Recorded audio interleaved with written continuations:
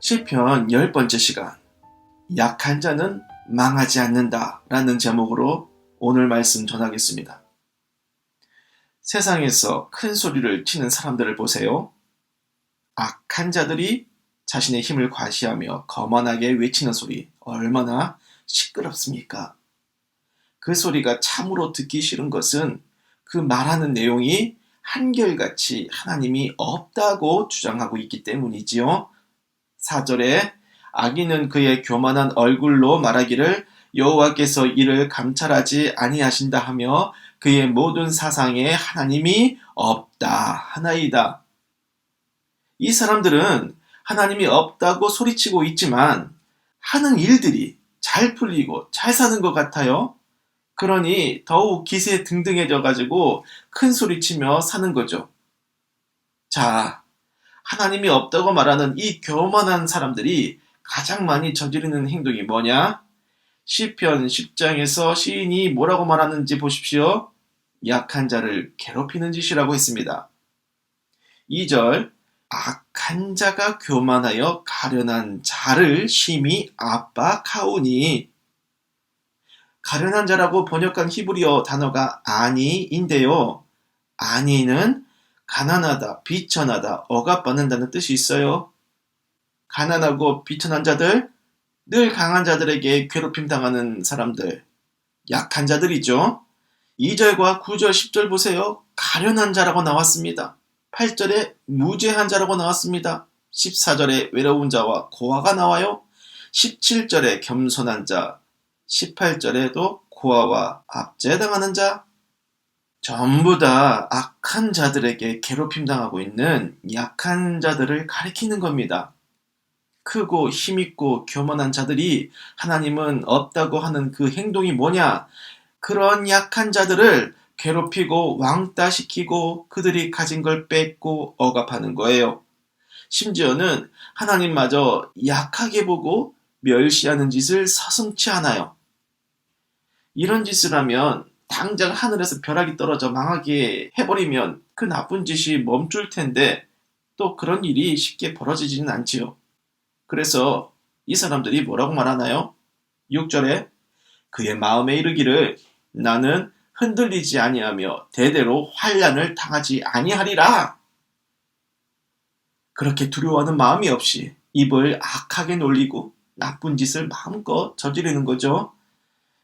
이렇게 세상에 강한 자가 약한 자를 괴롭히니 약한 사람들의 입에서 무슨 탄식이 나오겠습니까? 1절 여호와여 어찌하여 멀리 서시며 어찌하여 환난 때에 숨으시나이까? 여러분, 하나님을 믿는 자들은 언제나 이렇게 힘이 없고 약한 사람들이었습니다. 복음서에 보면 예수님을 가장 먼저 환영한 자들이 누구였나요? 아프고 힘없고 소외받는 약한 자들 아니었습니까? 우리가 믿는 하나님, 그분은 강자들의 하나님이 아니라 고아와 과부들을 돌보아 주시는 약한 자들의 하나님입니다. 그럼 멸시천대받는 그 약한 사람들이 의지하는 것이 하나님이니까 그 하나님도 약한 분입니까? 아니죠. 세상 우주 만물을 만드신 가장 크신 강하신 하나님이시잖아요. 사람은 근시안적일 때가 많아서 당장 눈앞에 벌어지는 것만 보고 판단하곤 합니다. 그래서 하나님은 약한 자들을 내버려 두시니까 안 계신 것 같아 이런 착각을 하는 경우도 있어요. 그런데요, 여러분, 좀 더 길게 넓게 봐야지 제대로 보이는 거거든요. 생각을 해보세요. 약하고 천한 자가 정말로 쉽게 망하던가요? 아니거든요. 억압과 핍박을 받아서 괴로운 시절을 겪기는 하지만 그리 쉽게 망하지 않습니다. 하나님이 그 아들 예수를 믿는 상한 갈대가 쉽게 꺾이도록 놔두십니까? 내버려 두시질 않거든요. 좀 더 시야를 넓혀서 인간의 역사 전체를 한번 살펴볼게요. 아시리아와 바빌론, 페르시아, 이집트, 로마 제국에 이르기까지 한 시대를 주름잡던 강한 제국들 중에서 지금까지 살아남은 데가 어디 있습니까? 없어요. 그 강했던 나라들 다 망했습니다. 반면에 이스라엘 한번 보세요. 고대 때부터 그 많은 강대국을 겪으면서 억압을 받고 땅을 뺏긴 일 많았었죠. 근대사로 오면요. 과거 2차 세계대전 때 독일에게 얼마나 많은 유대인들이 학살을 당했습니까? 그런데도 지금까지 버티고 살아남은 민족이 누굽니까? 그 민족이 고대 때로부터 써온 나라 이름을 가지고 현존하고 있는 그 국가가 이스라엘 아닙니까? 형제 자매님, 세상에서 가장 약하고 보잘것없는 민족에게서 구원의 시작점을 찍으시사 예수 그리스도를 출생하게 하시고 첫 교회를 세우시고 전 세계에 복음을 전하게 하신 분, 그렇게 약한 자를 들어 강한 자를 부끄럽게 하시는 그분이 하나님 아닙니까? 하나님을 믿는 약한 사람들은 절대로 망하지 않습니다. 아무리 강한 자들에게 밟히고 밟혀도 숨이 끊어지지 않고 하나님이 그 영혼을 치유하시고 회복시키셔서 결국 그 멸실받은 약한 자가 강한 자를 무너뜨리고 하나님의 이름을 드높이는 겁니다. 17절과 18절 여호와여 주는 겸손한 자의 소원을 들으셨사오니 그들의 마음을 준비하시며 귀를 기울여 들으시고 고아와 압제당하는 자를 위하여 심판하사 세상에 속한 자가 다시는 위협하지 못하게 하시리이다. 아멘. 이 말씀을 하나님이 여러분에게 주시는 약속으로 삼고 확실히 붙드십시오.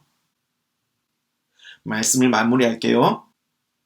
악한 자들이 하나님이 없다고 그렇게 말하는 시끄러운 소리에 마음 꺾이지 마십시오.